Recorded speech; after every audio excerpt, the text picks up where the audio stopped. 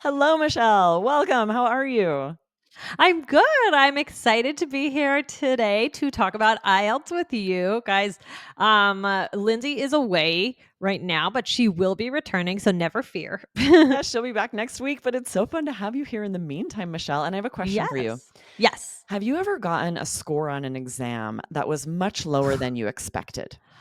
Oh, yeah, I do remember. I think it was a biology final in high school. I have a lot of test anxiety. Mm, I would imagine our listeners can relate because a lot of people have this, right? absolutely. And so I really, really struggled with just being so nervous for tests and I couldn't focus because I just had anxious thoughts in my head. But I specifically remember that one was really bad. Yeah, that's definitely happened to me as well. I Yeah. remember a French exam at the university. It was all grammar. It was like French grammar. Mm. And I just bombed it. I got Ugh, like a F for sure, like such a low percentage, and I was kind of shocked because I felt like my grammar was pretty good, but I didn't study very well. I yeah. definitely kind of phoned it in. That's a fun example that means like you just didn't really spend the time, didn't take the Yeah. effort to do a good job. That would be a great idiom for IELTS Yes. speaking, guys. If you ever didn't put in enough effort, be like, I really phoned it in. I love that. But we've So got a great question today mhm. about why your scores might be lower than you expected. Mm. Can you read this question for us, Michelle? I'm excited to answer Sure. it. This is from Jazz, and this was from a webinar. And Jazz asks, why do some examiners give low band scores in speaking and writing, even if I answer the question correctly? Please share with me how to go from a 5.5 band score to 7. This is a great question. And I've heard this a lot from IELTS students where you will get lower student scores than you expect, and you're not Mm. sure why. This is such a frustrating place to be. If you feel like I understood the question, I answered the question, or for your essays, I wrote about the topic. So why was my score still so low? So Mm. that's what we're going to go into today because the examiners are looking at a lot of different things.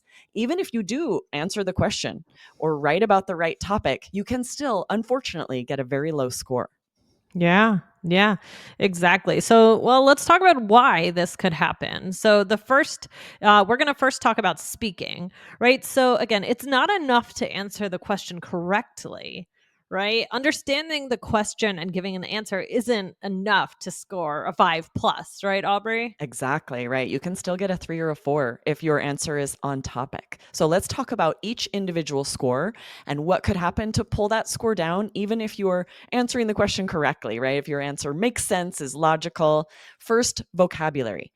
You need Mm. high scoring vocabulary and you need a variety of vocabulary. So slang, Mhm. idioms, phrasal verbs, topic specific vocabulary that's often very formal, less Mhm. common vocabulary. And not only that, you have to avoid repetition of vocabulary.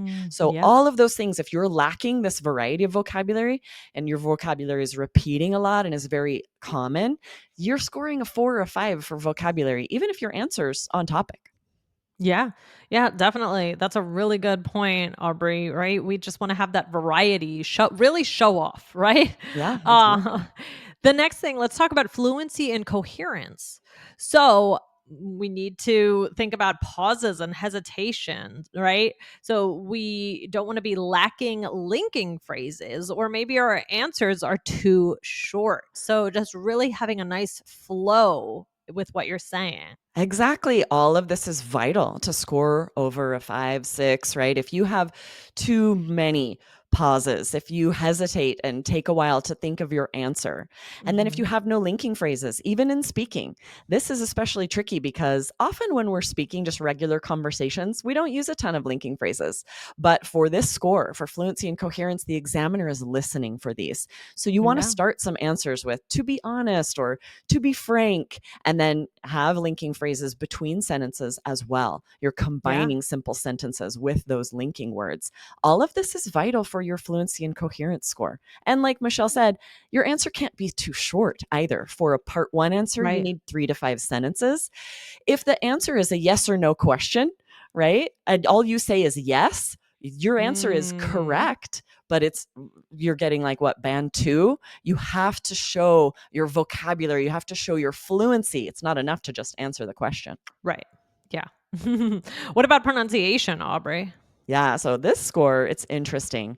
You can have excellent vocabulary, excellent grammar, but there are a few things you can do with pronunciation that would really pull down this score. First of all, if you're speaking with a monotone, if you have a lack Mhm. of intonation, your pronunciation score will be very low. Yeah. And then there also are a lot of errors students will make with phonemes, individual word sounds. Some phonemes will be very difficult coming from your first language. So you have to target these, focus on, which phonemes are difficult for me to make, do some drilling to make sure that you can enunciate these sounds Yep. clearly. And then also word stress, right? Yeah. Every word, one syllable is stressed. And this is tricky. You have to do a lot of shadowing, mimicking, listening to English to know which syllables need to be stressed. Yeah, absolutely. That's huge. I mean, oh, that's one of my favorite things with teaching English is talking about monotone, intonation.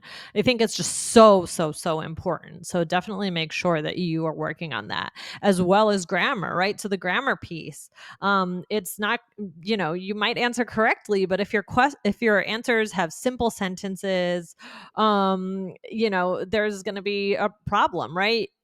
What about mistakes, Aubrey? Can you make Yeah. mistakes? Yeah, this is interesting. You can actually make a lot of grammar errors and still score a 6. Mhm. But of course, if there are too many, if you have a lot of spelling mistakes, verb tense Yeah. errors, punctuation errors in a writing, for writing, but like when we're thinking about speaking, it's more about your grammar. The other issue is if all you have is simple sentences, so it's quite choppy, you can't score a 6 or higher. You have to Mm, have a variety of grammar structures. But it doesn't have to be you don't have to use every verb tense there is, right? There's only yeah. one verb tense accurate for whatever you're saying. Instead, you need to combine those sentences. Use compound sentences, complex sentences, as well as some simple sentences, and you'll satisfy that requirement for a range of grammar structures on IELTS. And then you could still score 6 or higher. You can even make a lot of mistakes. So you don't want to only focus on grammar. All of these other scores are actually quicker to improve to boost your score. Good to know. All right, let's talk about writing. Yes. A lot of this is similar, like a lot of the scores are similar for speaking, but a few differences here. Again, it's not enough to just answer the question correctly, right? Whatever task 1 or task 2 topic you get, if you just write a few sentences answering that, you could still score you still have very low scores if these Mm. individual scores aren't high enough. Yeah. So with vocabulary, I mean, you need high scoring vocabulary and variety, right? So, like for general training, task 1, Aubrey, tell us about this. Yeah, so you definitely need informal vocabulary if you're writing a letter to a friend. This is interesting. So for general training task 1, you're writing a letter, but depending on who that letter is to, your vocabulary will be very different. If it's to a friend, someone you know very well, a family member, it's going to be very informal. If it's a Right. complaint letter to an airline, it will be very different vocabulary, a very different tone, and that is vital as well, right? That this vocabulary changes. So slang, idioms, phrasal verbs for those, general task 1 letters. But for everything else, for formal letters, task 2, it's going to be more formal vocabulary, that topic specific vocabulary that's less common, right? And again, we have to avoid repetition, right, Michelle? Yeah, absolutely. It's super important. As well as let's talk about cohesion and coherence, right? So, like what we were talking about in speaking, we need a variety of linking phrases, right? You need to have that variety, get things to flow together. As also, your essay must actually be very well organized. You have to have thought it out. It needs to make sense in the order that it is, right? Lots of organization. Yes, it's key to brainstorm before you start writing, especially Mm, task 2, but both of your essays. You've got to think about it ahead of time and then stick to your brainstorm so that you're not just writing the flow of your thoughts and it's very disorganized. This mm, also will be a low scoring essay, right? But if you think mhm. about those linking phrases, this is what's interesting when it comes to writing. The examiner is looking for you to use those more formal linking phrases. You can't just write So then also next, right, these common, less formal linking phrases, you want to push that to get higher scores. You want to be using Mm. consequently, in addition, hence, nevertheless, right? These less common linking phrases. You want Right. to practice using those to transition between ideas for writing task 2. Yeah. And then let's talk about task response. So you want to make sure every idea is fully supported with details and examples, and that the topic is really fully addressed. You haven't left anything unsaid.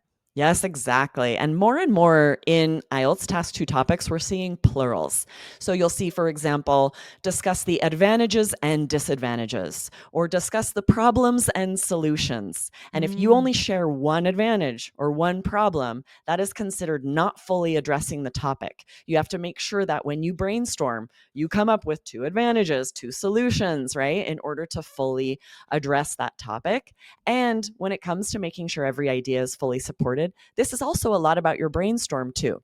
When you're mm, brainstorming, brainstorm the ideas, the reasons for your opinion, one per, right? If there's a plural, 2 advantages. If not, just one. And then you need to brainstorm, how can I support that? What are some mhm. interesting supporting details, some examples? You can't have any ideas with no support.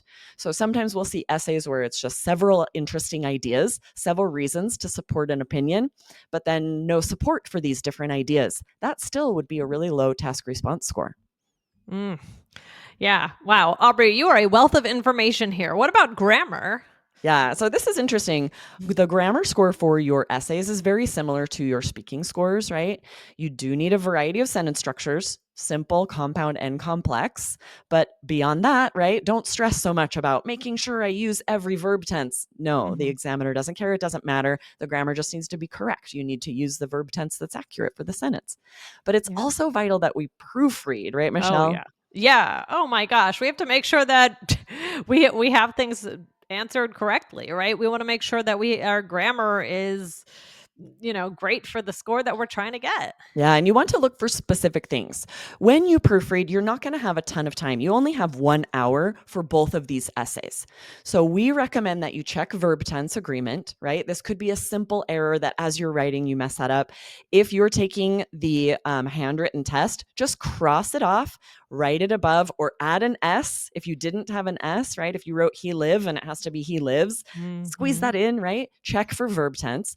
Punctuation, students will make a lot of punctuation errors and not realize the examiner is looking at that too. That affects your grammar score.